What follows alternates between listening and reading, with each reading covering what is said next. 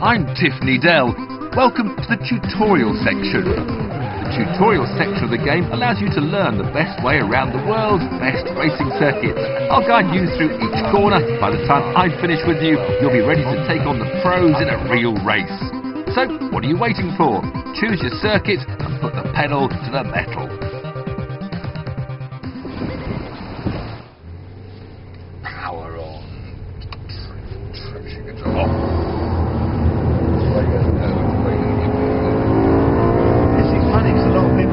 Red letter days seem to be going at a standard pace. That's one way, and then you flick the other.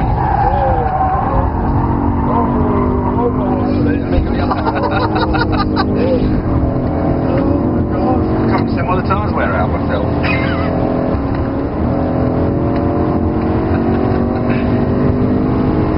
Well, this is the corner you have the last lap of the race, and you've got to get through it. You've got everyone up your arse. You've got plates there behind you. You've got to get through it. As soon as you get through the other side, and you move, and you chop across the floor.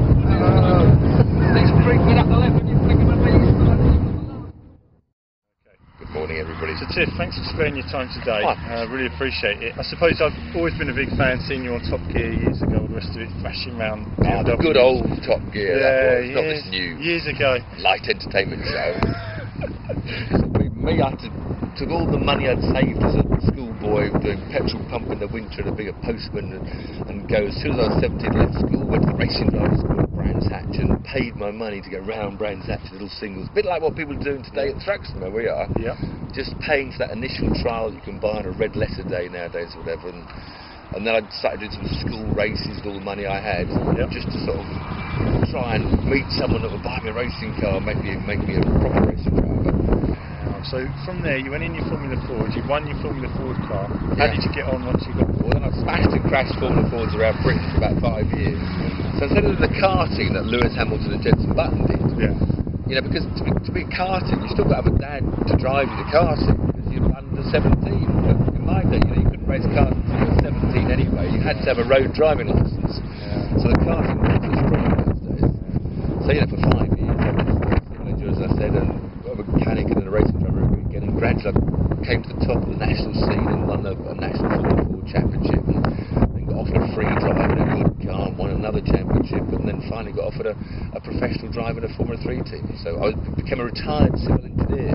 The trouble is, every year, there's this motorsport's this huge mountain, So every year there are about 10 new brilliant young kids around, but maybe some years there are no slots.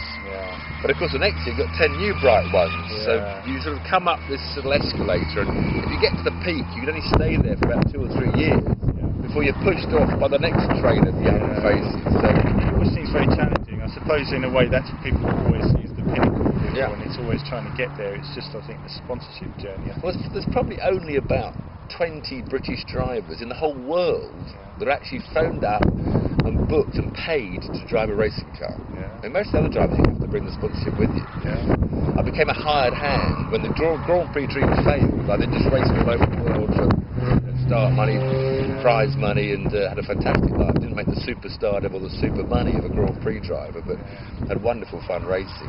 It was while I was racing that Top Gear then picked me up as the first tame racing driver, the Blueprint Stig, I guess they call it. But, so the first real peak of Top Gear was the mid-90s, when we had the same sort of viewing as they have now. But then Jeremy decided he was going to be a chat show host. I was fed up with driving cars around corners on television, so off he went, and the figures went down a bit. And Quentin said he was going to be a multi-millionaire doing internet car sales, so he disappeared, and the figures went a bit down. But it was still the best watched, BBC Two show.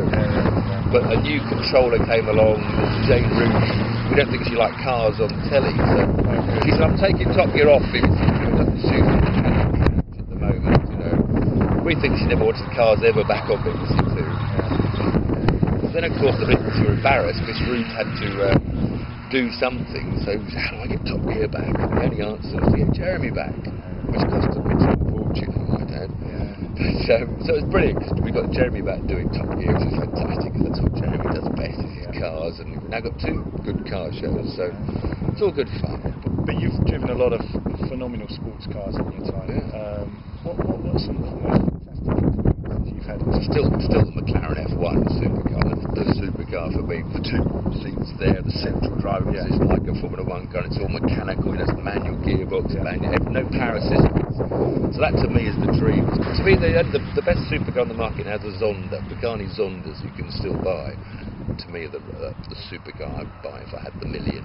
They're the one Splash. they're the one you would go for. The million cash to splash. Now, does it still excite you getting into it every time you see a new car? I mean, you've got to say the Ferrari 458 Italia coming soon. Oh yeah, you approach that car. Does it? Oh yeah, excitement. See what this one's like. It's always a good buzz. Looking to the future, what's the thing you haven't done yet? Oh, that's tricky. See, I'd like to have been a parachutist, but I've decided maybe my knees are a bit, I'd like to have surfed a big wave. I think that's tremendously cool. But in the automotive world, you've done the pinnacle, automotive you've done everything. world. Oh yeah, I think I've done everything in the automotive. I just want to keep on driving, because I'll never stop driving cars. Is Taxis here? Taxis here. As I will say, I still believe that you're a Stig at some point, even if you don't admit it. Fictitious program. Nice to meet you. Nice to meet you very much.